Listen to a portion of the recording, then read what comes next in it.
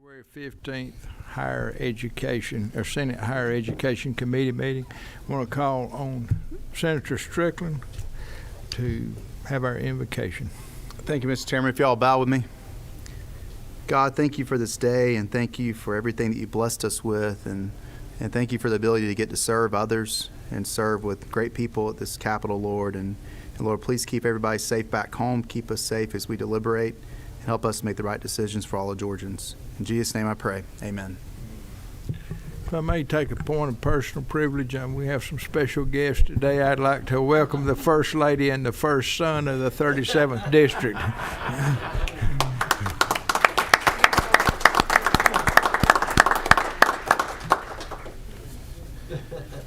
We have three bills on our calendar today. First, we're going to deal with Senate Bill 397. We covered the substitute last week. We're going to be working off of LC 500321-ECS. This is a substitute, but we covered it last week. Senator Harrell had an issue with the bill at that time. She wanted to do a little more study on it, but apparently she's told me that she's fine with the bill now.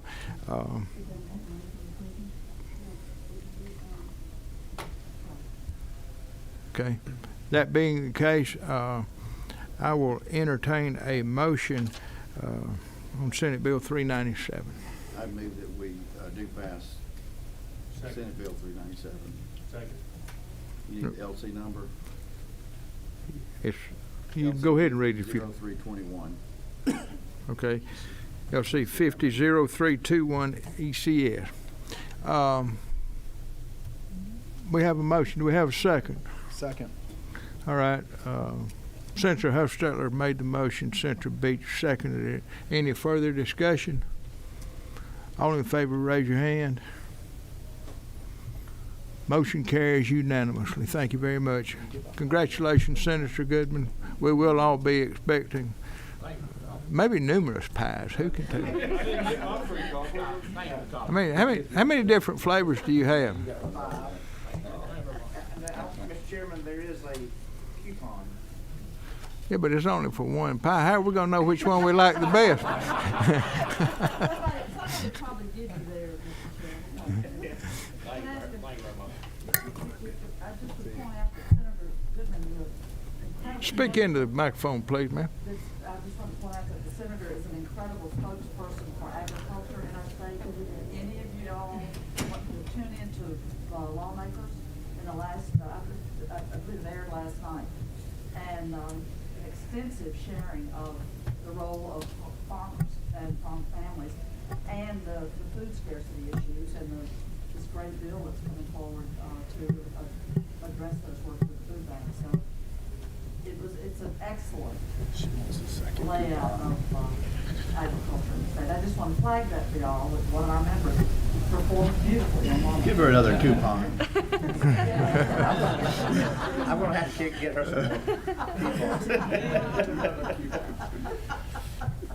For that, I think you should go and cook it and bring it to her. Yeah. Some ice cream on the side. Thank you very much. Second bill we have on our agenda today, Senate Bill 490. Better go to the podium, but that'd be better. That'd be for you. You can present it here. I mean, the camera will get you here just as well. Senator Strickland will present it. We are working off of LC 490607, tuition equalization tax credits. If you would explain your bill. The other two bills we're looking at today are hearing only, and we'll go from there. Senator Strickland. Thank you, Mr. Chairman. Members of the committee, I bring to you Senate Bill 490. As you will see in this bill, we are going into the code section that deals with who can get tuition equalization grants in our state. And in particular, we're looking at an old code section that is outdated, that no one currently is taking advantage of, where you have a SACS accredited institution where the students can get these grants. And in particular, we're updating the year of the effective date of when a school can be in existence taking advantage of this. We're also updating some language that deals with what's required when it comes to what that campus has to clarify that have to have a physical site in our state as well. The school that would take advantage, the only school that could take advantage of this if this is passed, is a school called South College. South College has a campus here in Atlanta, and they primarily train people in the field of healthcare. Our goal is to directly in this is to get people that can go through South College and get nursing degrees and come out and help fill the shortages that we have in our state with the healthcare field in particular. A couple statistics to look at as well. South College, over 81% of the students that go to the school in our state are African Americans as well. And so you also have another effect, not just of trying to get people into this certain field in our state, but also this helps minorities in particular get these higher degrees in our state as well. And I believe, Mr. Chairman, we have the president of South College that's available to testify as well here today. But that's all this bill does. I'll be happy to answer any questions at this time. I'll entertain any questions that the committee may have. Any questions? Are we gonna hear from the president? We will, but I'll take committee questions first. I did omit one important thing, the cost. I figured somebody may ask that. Right now in the FY 2022 budget, the TEG grants are $850 per student. And so with the estimated enrollment of approximately 500 students, we're thinking that this would cost $429,000 in grants for our state as well if this is passed. That was my question. Thank you. I read it in your eyes. Is that ice cream? Senator Ork, did you have another question? Thank you. Okay. Senator Payne, are you number 3? Yes, sir. Yes, Senator Strickland, you're an attorney, right? Yes, sir. I want to congratulate you you might be the first attorney in the legislature to ever issue a one-page bill. I know. It's very troubling to draft this bill because I don't feel like it does enough with these few words that we changed. But apparently it accomplishes our goal, which is really less than a page if you take the name, the heading off of it. So, Well, it's a good bill. thank you. Senator Hickman, are you 8? Eight, please. Senator Strickland, would you clarify, that's $450,000 per year, or is that Yes, I believe that would be annually. annually? Per year. Okay, thank you. That's right. Thank you. Thank you. If you would, get us a written copy of the calculations on that, if you would. on You don't just trust me? estimates. Pardon? You don't just trust my math. Oh, I trust your math. I just don't trust No. my memory. I'd be happy to provide that for the committee for the next hearing too. That'd be fine. Any other questions? If you would like to introduce your speaker, Senator Strickland. Well, he sent me his We don't card, have, and we have Josh. Is it Huffaker? Close enough. He's the president of South College. That's here with us. hang on just a second. Thank you. Okay, I think, Hear me okay? yes, sir. All right, perfect.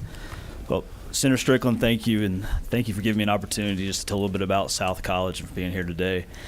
South College was actually founded in 1882 as Knoxville Business College, in Knoxville, Tennessee. In the year 2000, we gained regional accreditation from the Southern Association of Colleges and Schools Commission on Colleges, more commonly referred to as SACS. Year 2002, we changed the name from Knoxville Business College to South College, as programs were no longer as focused on business as what they were. Today, we're a level 6 degree granting institution. Level 6 through SACS is the highest level you can obtain. It means that we're approved to offer 4 or more doctoral level programs. So today, we're offering more than 100 degrees and concentrations from the certificate through the doctoral level and serving students across 5 different states. We made the move to Atlanta in fall of 2018. We knew there was a need in this area for the healthcare programs that we offer. I don't think any of us could have imagined what that need, what was to come and what that need was going to grow to. So fall of 2018, we started with right around 30 students. Today, we're serving right around 900 students if you look at both undergraduate and our graduate student population. These students are 100% healthcare focused, so nursing, traditional BSN and LPN, medical assisting, imaging sciences, so sonography, radiography, a master's level program in physician assistant studies. And we're continuing to look at what is the need in our community and how can we help fill it. Our students, they live in Atlanta, they work in Atlanta, they plan to stay in the Atlanta area. As Senator Strickland mentioned, we're right around 81% African American currently with our student population. And our programs are 100% career focused. We're not successful if our students don't graduate, pass their boards, and get a job. Our goal is to help the state of Georgia to fill the workforce needs in the state in areas that are currently and growing in such a crisis shortage. Thank you, and any questions for me, I'd be happy to answer. Any questions of the committee? Senator Hickman. Yeah, number 8. I know in Savannah, y'all have a very successful pharmacy program. Are you offering that up here also? That's actually a separate institution, South University, so we have from an institutional standpoint, no relationship whatsoever. We do offer a doctorate of pharmacy, but that's out of our Knoxville campus, not locally here in Atlanta. Thank you. Yes, sir. Number 4. 4. Could you help us understand the successes that you've had in your other locations with similar programs? You have similar programs to what you have in Atlanta and Knoxville or in other locations, and what's your enrollment, and most specifically, what's your success rate, what's your graduation rate, and your ability to meet certification requirements? Yeah, of course. I'll be hesitant to speak directly to some of those numbers I don't have right in front of me, but the programs here in Atlanta are all 100% offered at our other campuses. So our Knoxville campus, Nashville, and Asheville all offer nursing, imaging sciences, and programs that we offer. The nursing program in particular is CCNE accredited. I want to say off the top of my head, our institutional, if you look at all locations, for the NCLEX first-time pass rate is right around 89% for the year 2001. I can pull some of those other figures. I don't have them right now in front of me for our other locations. Mr. Chairman, I'd like to ask that information be provided to the committee. Of course. Would you like it at an institutional level? I would like it at the institutional level and at a campus level, as each of you identified 3 other campuses that have similar programs. Of course, yes, sir. I'll provide it for the other campuses that offer our programs. Thank you. Any other questions? Senator Orrick, are you 11? Yes, no, 10. 10. 11 is vacant. Thank you for presenting today. And I had a similar line of inquiry as Senator Burns, and that is what debt your students leave your institution with, because that's a real concern in some of the schools. And you're not proprietary, or you are proprietary? We are a proprietary institution, tax-paying institution. Yes, ma'am. And so that's what's happening. There's a pattern around the country that's troubling, around the level of debt incurred by these students and their capacity to pay it off, and then the success rates of placement. Absolutely, and again, same thing there. Without actually having the numbers in front of me, I can't speak to the exact level of debt per student. That's what we're trying to accomplish today by passing this bill. The debt level really is going to depend on what the student brings in. The majority of our students, the vast majority, do bring in transfer credit. They've been to other institutions, sometimes several. Our goal is that we're their last stop. But depending on the program, depending on whether it's an associate's degree or a bachelor's or a master's level program, that's going to determine the cost of the program, of course, and the level of debt that student takes out is going to depend on what financial aid they're qualified for.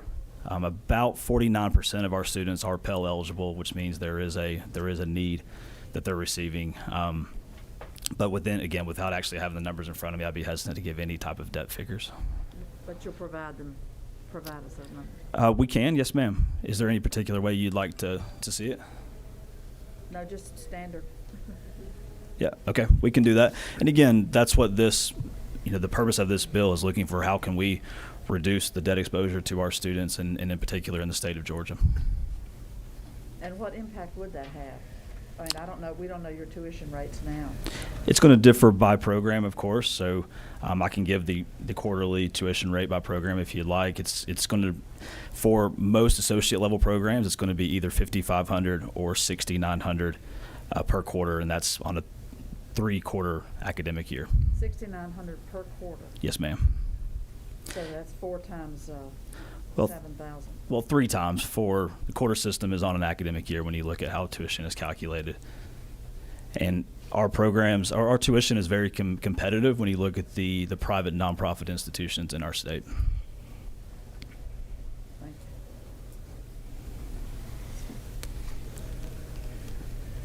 you. Let me ask you one more time. How many students are involved in this? Estimated? So the estimate that Senator Strickland presented was right around 560. TEG, only our undergraduate students are eligible. Our master's level students are not. Okay. Of those 500 and something students, how many of them are in programs that have state medical boards involved? I would have to, again, pull that number to actually have the exact.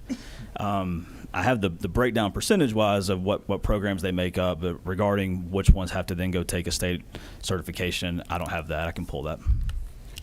I'd like for you to provide that and also provide us the information of the students, the programs they would be involved in, how many of them you have board certification by the state, and also the percentage of passage rate of the board certification. And Mr. Chairman, may be helpful is they can gather the other questions that were asked too, gather all this information, and I can have my office send it to all the committee before the next hearing in advance too, That'd be great. versus just Thank bringing you. it to the hearing. And just, if you would, just assemble a package of the questions that have been asked. Just to follow up to Senator Orrick's concerns about debt, I'll be candid and say if the student passes their boards or their certifications, their employment is not a concern. They're virtually 100% employable. And again, in the healthcare fields, I'm certainly in favor of supporting as many students who choose to pursue that degree, continuing their education, and then moving into the workforce in Georgia. So while they may incur some debt, they're guaranteed a job and they're guaranteed a career future.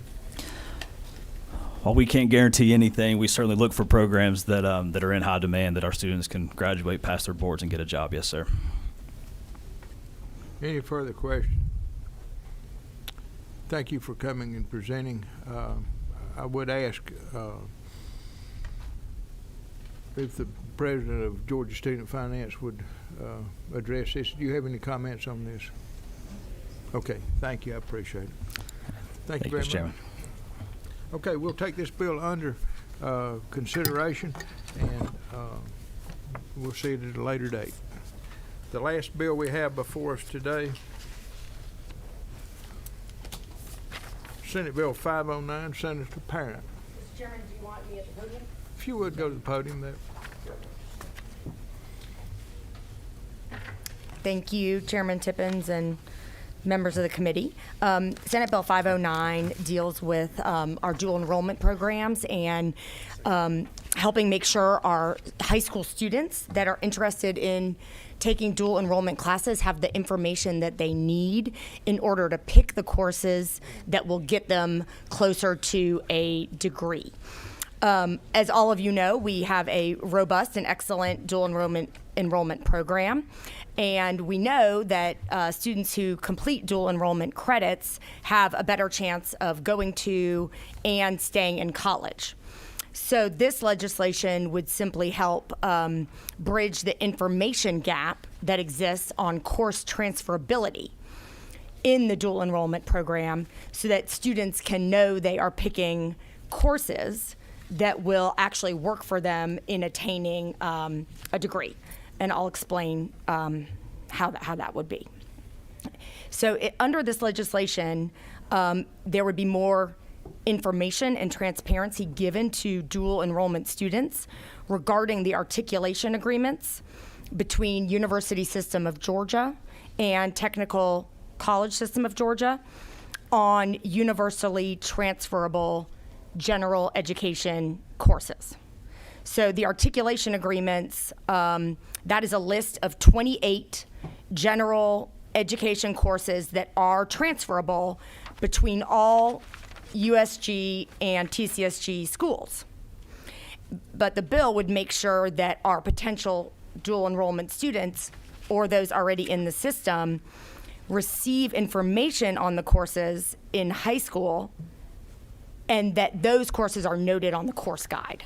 So they can actually make sure they're picking ones that will work toward a degree as opposed to ones that will not transfer to certain schools or will not transfer for core credit. One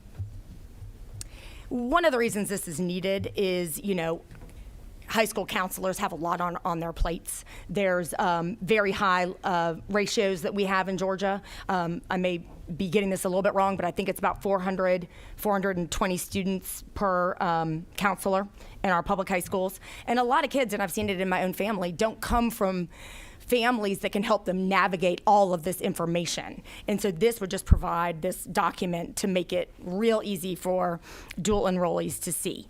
And one of the things I do want to mention to the committee is that this concept is really being embraced around the country. Indiana, for example, is a national leader in dual enrollment programs, and what they've done actually goes beyond what I'm presenting to you today. They've developed a Indiana College Core, which is a 30 credit block of general education college courses that transfers completely seamlessly among any institution within public higher education in Indiana.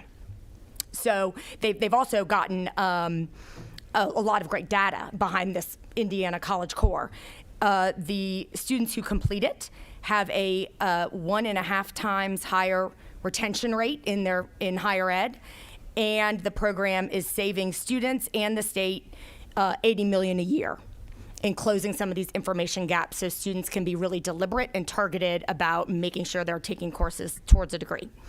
Florida also recently instituted a standardized course numbering system so that courses and sequencing are aligned across all of their universities and colleges going down to the dual enrollment level. The goal of that program is also to enhance transferability. So SB 509 would work in the same way. It is more narrow than either of those two programs that I just stated. It is a good first step in trying to make sure that there's a lot of information or that the needed information and transparency is getting to kids who, let's be honest, we're talking about teenagers, some of them young teenagers. So the easier we can make it to say, just so you know, if you take, I've got an example here. If you take world literature instead of American literature is the only one of those that is going to get you credit at every college. And if you don't know that, you may say world literature sounds cool. But if you know that, you may say, you know what, I want to focus on working my way towards my degree. Saves money, helps get more students towards a degree with less debt. So, Mr. Chairman, that's all I want to tell you at the outset, and I'm happy to answer any questions. Senator Beach. Senator Parent, thank you for bringing this forward, and thank you. I appreciate that, and I do want kids to take courses that can then be transferred and so on, so they need to know that they're not just wasting their time taking 3 hours that won't count towards a degree or whatnot. But do we really need a legislation for this? Can't we just put it on the Technical College System website and the USG website and say these 28 credits are transferable and these count towards a degree? And I mean, do we really need legislation? I would to do this? recommend against counting on students to find websites myself, only because of knowing what we all know about the level of high school counselors and the myriad websites that are out there and how confusing it can be. The goal of this would be that at the same time, and if you look in the legislation, you can see that we already have requirements in law for what information needs to be given to our students. If you're looking at lines like 74, see, the department already has to develop appropriate forms and counseling guidelines. So this would be something that of course, put the website on there, don't get me wrong, but to actually be able to give that form to the students, I think would aid people that, we're talking about 14, 15, 16-year-olds, and a lot of them are from families that have never gone to college, and a lot of that stuff out there related to grants and what to take and all this is just confusing. So the easier we can make it, I think, the more our goals will be met. And it certainly has negligible cost. Mr. Chairman, just to follow up, I would like, before, I know this is a hearing only, before we vote on this, I'd like to hear from the technical college system and USG. I don't know who's in the audience today, but I would ask that next time they come and talk about this and give us their opinion on this bill. I think that's a great idea, and I see the university system folks here today. If you'd like to address it today or wait till the next meeting, we'll be glad to do that. You can prepare your remarks if you'd like to. Okay, Yes, and we did have some really good meetings with both of those systems. Yeah. fine. If y'all would come forward. And, Do you want me to take further questions, Mr. Chairman, or wait until pardon? I just saw other senators If with y'all would questions? have a so. seat, I didn't realize we had more questions from the committee. Senator Ora. Thank you, Mr. Chair. Thank you for the bill, Madam Chair. And I would like, if you could eliminate, you referenced the Indiana approach and the fact that it's saving, I think you said 80 million.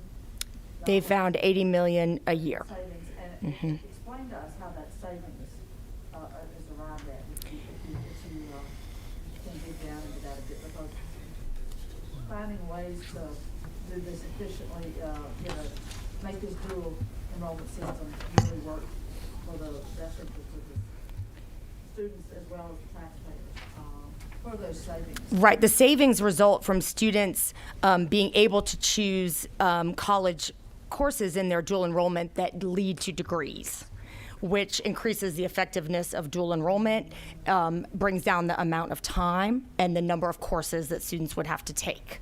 Because if they find out later, oh my gosh, I took these 3 courses and none of them have transferred to Georgia Tech, then they have to earn those credits at Georgia Tech. So in each level, there are savings to be attained, both at the dual enrollment level, in which we contribute taxpayer money, and at the college level, where we contribute taxpayer money, if that's the student's wish, right, to go ahead, to go through with efficiency.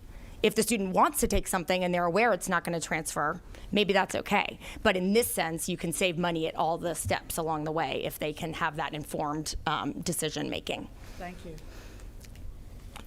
you. Senator Harrell. Yes, thank you. I've talked with the committee before about how my kids use the dual enrollment program, and I think I can share some personal experience that will demonstrate the need for this. It was my experience as my kids used dual enrollment that most of the counseling came from the high school counselor, the counseling in terms of what courses to take. And the high school counselor looked almost exclusively at what was needed to graduate from high school. There really wasn't much advisement on the college level in terms of what classes to take that would lead to a certain pathway to a degree. And so I do see a huge need for this. We looked at all the websites at home, and it was extremely complex trying to figure out which classes to take to make that, to get those credits so that you could use the dual enrollment program as an efficient way of gaining steps toward that degree. So from my personal experience, I think this would really help. Thank you. Chairman Burns. Thank you, Senator, for bringing the bill. I'm a huge advocate of dual enrollment. I appreciate dual enrollment. I had the pleasure of working with literally thousands of dual enrollment students during the time I spent in the university system. Do you have, and I agree with what you're attempting to do, I would like to see a course transfer chart. Good. It's not in my packet, okay? It's on the web. It's not in my packet. That's the first thing I'd like to see. The second thing is, my experience with dual enrollment is some institutions, at least in the past, and it may be dated, some institutions accept certain courses and some institutions do not. That's right. Some institutions accept, as you point out, credit, and unfortunately some credit is lost. And the challenge is, as you point out, for the students to know which courses to take that they will receive academic credit for at the collegiate level. Is that correct? That's right, Mr. Okay. Chairman. So my question is, how do you effectively communicate this in legislation? And I understand the problem with the websites. I understand the problem with trying to get it out there. But I think we've at least discussed the issue that says at the high school level, the counselors may not have the information they need to appropriately counsel students at the collegiate level. How will you communicate this information to the student? So a great question, Mr. Chairman. So what's contemplated by this legislation is that a course transfer chart is prepared that would be very relatable and readable by not only the counselors but also by the students. And if you'll look at lines, page 4, line 74. So the definition of the course transfer chart is earlier in the definitions, but the commission the coalition will give the commission the course transfer chart. So that's, then they would have it. They would have it. It would be a physical thing that they could look at, and it would explain exactly what you're saying. So that's sort of the entire thrust of the bill, is getting exactly what you're talking about into the hands of the students. Yeah, I agree, and I think, again, the challenge is you can develop the chart, but then you have to communicate it effectively. That February, you got to understand that these students are taking dual enrollment sometimes as early as their sophomore year in high school, or even earlier. They can take courses, and in many cases, good students, if they do it correctly, can earn an associate's degree while they're still in high school. Right. So I'm just saying that the time frame for getting that information out there is critical. Well, you are exactly right, and that's exactly what's contemplated by the legislation. So under the legislation, TCSG and USG would jointly prepare this document, and then it would go to student finance. And then from there, we would have it be part of our requirements that the students get it at exactly the time frame you're talking about. Thank you, Mr. Chairman. Anybody else have a question on the committee? I will say this, I'm interested in the bill because I know we've had problems in the past, even in the university system, with credits being accepted, but as a non-credit or non-core credit situation. So we need to look at this, and also even I know several years ago I sponsored a piece of legislation trying to truly make the nursing profession a seamless progression from even taking nursing courses in college and career academies or either in the high school, and attempting to cut down on the number of hours that were needed. And part of the problem we've had in transferability, if you have someone that even goes to that went to technical colleges at that time and started as even getting a CNA or a licensed practical nurse, the progression in nursing was the students that started to get a Bachelor of Science of Nursing, I think, completed it somewhere in the 120-hour range.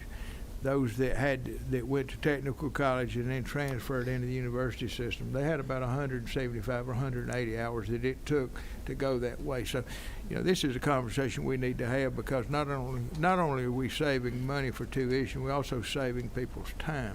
So it's a worthy. I think it can be a very worthy tool. So we need to, I think we look at the articulation agreements that we have between technical college and the university system, and they have worked on that list. It's available. I don't have it right here. But before we take action on this, I'd like to see the existing articulation agreements that we have, and all. But I think the concept of having the courses required, or the courses that would be under dual enrollment that would be completed in high school, which ones are transferable toward a degree and which ones are not.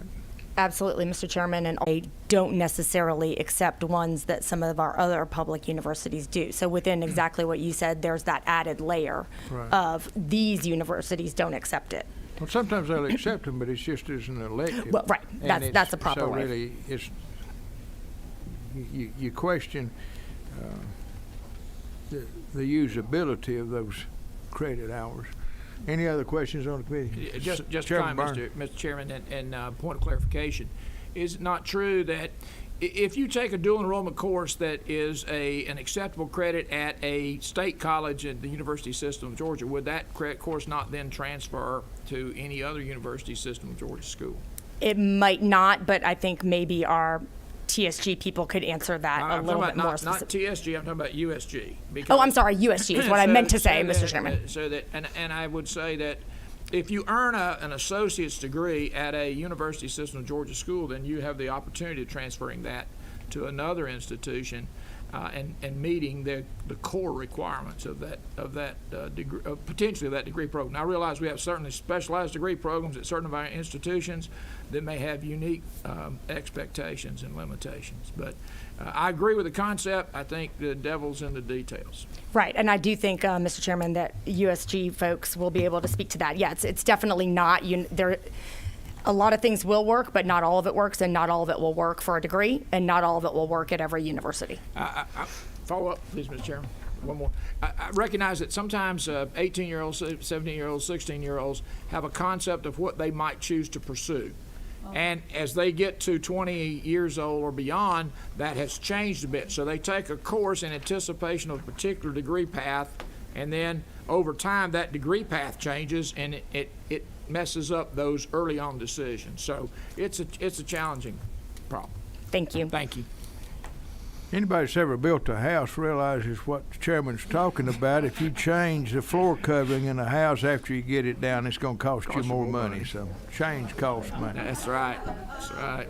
We are fortunate to have two ladies from the university system today, Miss Ashley and Miss Casey. I don't know which one's going to be presenting, but if you would go to the podium and introduce yourself, please.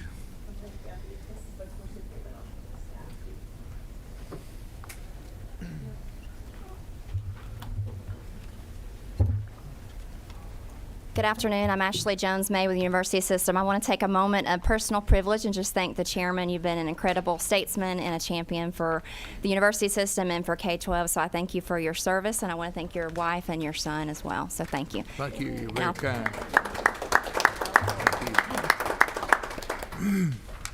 Thank you, Mr. Chairman. My name is Casey Tanner. I'm also with the University System of Georgia here with Ashley, and wanted to take a minute to share a little bit of information about the course transfer chart and maybe answer a few of the questions from the committee. But first, wanted to also thank Senator Parent for bringing this up and having the conversation with us and with Acting Chancellor McCartney.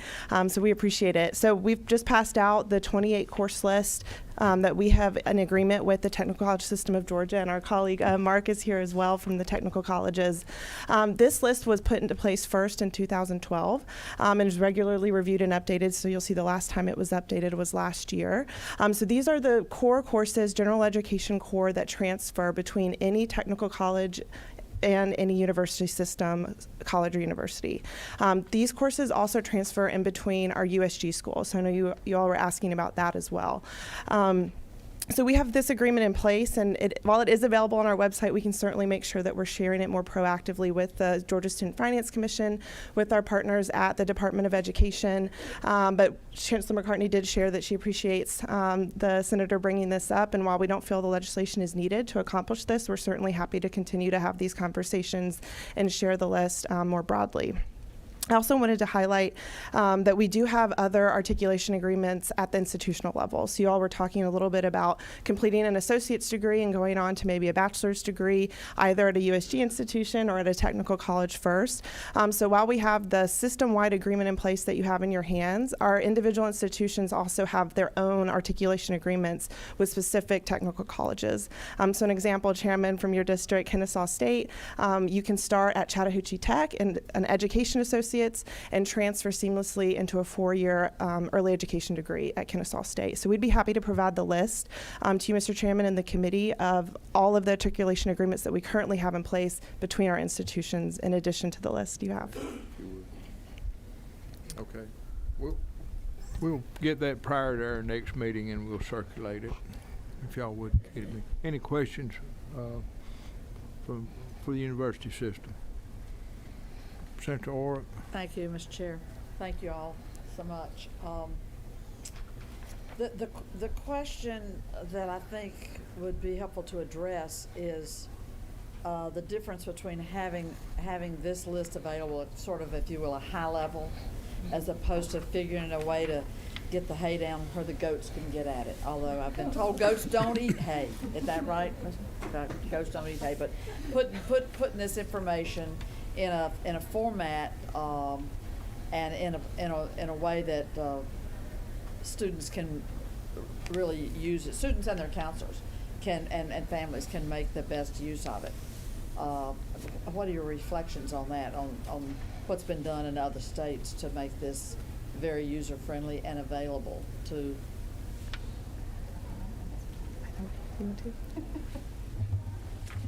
Thank you, Senator Orrick. So I think that we can certainly have conversations with the technical college system and with DOE and with student finance as well to make it maybe more prominent, if that's what you're asking. Well, there's a pathway and people that are trying to message really there's a lot of expertise out there. Right. In the marketplace now about how to convey information to the people that need it in a way that's easily accessible. Right. And so we have a way that's been done, but I would say the spirit of this bill is that we can come up with a model that other states have used to make it more accessible. Yes, I agree. And certainly Senator Parent had shared with us as well, and had shared with the committee. I think it starts with the counselors as well, and so I think that's a good avenue. Thank you. Thank you. Perhaps this might be best handled offline, but as we look at the courses that would transfer from TSG to USG, would those USG course credits would be accepted at our Tier 1 research universities? Yes. That's correct. So Calculus 1, Math 1131 would transfer to any institution? That's right. And your physics is an algebra-based physics, not a calculus-based physics. Would that be a differentiator? That I'm not sure. We can get that answer for you. Thank you. I'm just saying that as we look at the ability to transfer courses between dual enrollment and certain institutions, there's a potential challenge. Thank you, Mr. Chairman. Any other questions? Senator Harrell? This is really for Senator Parent. Like a lot of Metro kids, they don't do dual enrollment at TCSG. They do it at a university. So wouldn't it be helpful to have that as part of this too? Like I'm thinking of like Perimeter College. Mm-hmm. Yeah, that's a good point. I would like to talk to you about that. Okay. Speak. You want to answer that? Okay. I was Senator Beak. Any other questions? Yeah, I guess it is. Thank you, ma'am. Appreciate you ladies coming. We also have in the audience today Mr. Mark Peavy from Technical College System of Georgia. Mr. Peavy, if you would address this issue as it would relate to TCSG. Thank you, Mr. Chairman. Appreciate the chance to speak, and thank you, Senator Parent, for bringing this, and for the previous conversations you had with Commissioner Dozier and I about how to do this. I won't belabor any of the points. I'll just say ditto a lot to what my colleagues from USG said in terms of the list that we have now that you have in front of you. The piece I will add is we're continuing to work on that list, and so I know that our the real smart academic folks on both sides of the house, there's a reason I'm up here, not in those conversations, they're already working to expand this list, and so this is something that we work very hard on to find ways to take this to the 20. It was 25. It's grown to 28. We're looking to push it further to have more courses that will do that across the state. So we're very much engaged with working on those avenues to expand that list. And it becomes a very, very important part of what our dual enrollment population really needs across the state. Many of you are from rural parts of the state, and we find ourselves in our technical colleges, given that we have a footprint that covers the entire state, in many of those rural communities being the access point from a dual enrollment standpoint. And so this list is very important to us, and what we're doing with it with our colleagues from USG is really important to look to expand those as those students get those first options sitting in their high school building buildings, they're getting the right kinds of courses that'll be able to take with them as they move down the road. So very important work on our end. The one piece that I will add to Senator Orrick's comment about how we get this out, we have a staff of goats, my word, I just like your word there, but we have a staff of folks all over the state, and that is at every one of our colleges, whose primary role is to make sure this kind of information is in the hands of high school counselors, but more importantly in the hands of parents and students as they start to make some of those decisions. So we clearly understand the need to make sure that parents and students across the state understand the impact of this. You already mentioned, I think Senator Burns mentioned some of the technical programs that we serve and that we offer up to students. We certainly have some of those programs that don't transfer one-to-one because you're getting specific technical skills. But when it comes to the core academic programs, again, we're very focused on making sure that the 28 that are on that list right now work across the state and that we have chances to add to those as we move forward. So whether this legislation passes or not, that is a piece that we know is very, very important and that we'll keep focused on moving ahead. So other than that, I'll let the committee move forward unless there are other questions. So. Any questions for Mr. Peavy? Thank you so much, Mark. I appreciate you coming. Chairman? Yes, sir, Senator. If I could just make a couple comments. One is that, you know, one of the industries that in my district, I have 2 hospitals, and we have a nursing shortage. We've had a nursing shortage before the pandemic. The pandemic has really put the stress on the nurses in the hospitals, and a lot of them are retiring and quitting, and it's tough. There was a segment on 60 Minutes a couple weeks ago about the city of Louisville, and they are in a nursing crisis. And I just want us to, I'm not sure we should do a study committee, a task force or whatnot, but I think we need to be proactive and see what we can do to make sure we're getting young kids through dual enrollment and so on in nursing programs and filling these jobs, because I'm worried about 5 years down the road we may have a real crisis on our hands, and nursing is something that we need to really look at, I think. And what I've been told is that, one, we need more facilities and classroom space, number one, and number two, I've been told that we don't really have the faculty right now to teach nursing, that's one of the things, because these nurses can go, these ones that are teaching can then go be travel nurses and make as much in 6 months as they make in a year. So they're going to be travel nurses. So we've got to look at this nursing situation from an education standpoint and figure out how we're going to fill this workforce before it comes a crisis. The second comment is, you made your announcement today in the well of leaving the Senate, and I just want to tell you I've been here 10 years now, and I remember getting advice from Ronnie Chance one time, Senator Chance. He said, if you got an education question, you go see Mr. Education, Lindsey Tippins.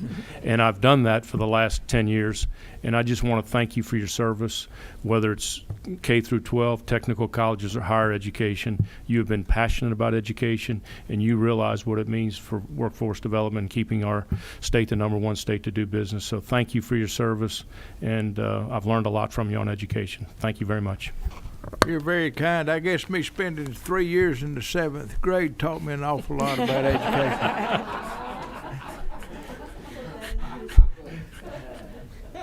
If there are no other comments or questions for the good of the order, we stand adjourned.